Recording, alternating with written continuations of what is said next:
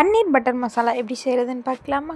அதுக்கு ஃபஸ்ட்டு குட்டி குட்டியாக பன்னீரை வந்து கட் பண்ணி வச்சுக்கோங்க. அதுக்கப்புறம் ஒரு பேன் எடுத்து தோசைக்கல் இருந்துச்சு அப்படின்னா தோசைக்கல்லை எடுத்துக்கோங்க. அதில் வந்து சால்ட்டு, சில்லி பவுடர் சேர்த்து பன்னீர் நம்ம எடுத்து வச்சு கட் பண்ணி வச்சுருக்க பன்னீர் எல்லாத்தையும் போட்டு நல்லா வந்து அதை வந்து ஃப்ரை பண்ணி எடுத்துக்கோங்க. ஒரு மிக்ஸி ஜாரில் தக்காளி மட்டும் போட்டு அரைச்சிக்கோங்க.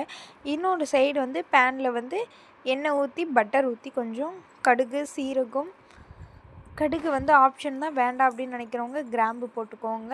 பட்டை, கிராம்பு, சோம்பு இதெல்லாமே போட்டு கலந்துக்கோங்க. ஸ்பைசஸ் எல்லாம் என்கிட்ட ஸ்பைசஸ் பொடி இருக்குது அப்படின்றனால நான் ஸ்பைசஸ் பொடி சேர்த்துருக்கேன். அதுக்கப்புறம் வெங்காயம் நல்லா வதக்குனதுக்கப்புறம் தக்காளியை தூக்கி ஊற்றிக்கோங்க. அரைச்சி வச்சுருக்க தக்காளியை அது கூடவே டெர்மரிக் பவுடர் இருந்தால் சேர்த்துக்கோங்க, இல்லை அப்படின்னா அதுவும் ஆப்ஷனல் தான்.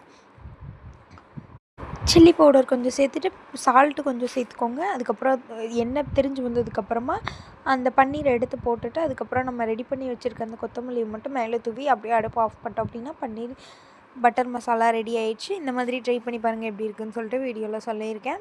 பண்ணி பார்த்துட்டு எனக்கு எப்படி இருந்துச்சுன்னு சொல்லிட்டு மறக்காமல் கமெண்ட் பண்ணிடுங்க. அப்படியே வந்து லஞ்ச் ரெசிபி பார்த்துடலாமா? அதே மாதிரி தான் ஒயிட் ரைஸ் வச்சு பன்னீர் பட்டர் மசாலா செஞ்சு சப்பாத்தி, தோசை எல்லாத்துக்குமே சூப்பராக இருக்கும். அதுக்கப்புறம் ஃபிஷ் ஃப்ரை வந்து பண்ணியிருந்தோம். டீ வந்து யாருமே குடிக்கலையே, அதனால அப்படியே நான் சமைச்சு முடிச்சுட்டு இருக்கையிலே எல்லோரும் எழுந்திரிச்சிட்டாங்க. அப்படியே ஒரே தான் எல்லோரும் டீ போட்டு குடிச்சிட்டோம். மார்னிங் பிரேக்ஃபாஸ்ட்டுக்கு வந்து தம்பிக்கு வந்து எல்லா மில்லட் தோசை மாதிரி எல்லா பயிரும் போட்டு நம்ம மாவு அரைச்சி வச்சுருக்கோம். அதை வந்து இன்னொரு வீடியோவில் வந்து உங்களுக்கு நான் ஷேர் பண்ணுறேன். இந்த வீடியோ உங்களுக்கு எப்படி இருந்துச்சு அப்படின்றத மறக்காமல் கமெண்ட்டில் ஷேர் பண்ணிட்டு போங்க. ஏன்னா ஒரு வீடியோ உங்களுக்காக நாங்கள் கஷ்டப்பட்டு எடுக்கிற ஒரு வீடியோஸ். அதை வந்து மறக்காமல் லைக் அண்ட் சப்ஸ்கிரைப் பண்ணிக்கோங்க. பிடிக்கலை அப்படின்னா அன்சப்ஸ்கிரைப் பண்ணி, பிடிச்சிருந்துச்சு அப்படின்னா அதில் சப்ஸ்கிரைப் பண்ணிக்கோங்க ஃப்ரெண்ட்ஸ்.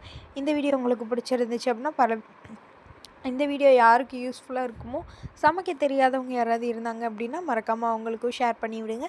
தம்பிக்கு இன்றைக்கி மார்னிங் டிஃபன் இது தான். இன்றைக்கி வந்து உருளைக்கிழங்கு போட்டு குழம்பு கொஞ்சம் வச்சுருந்தோமா, அதை மட்டும் தம்பி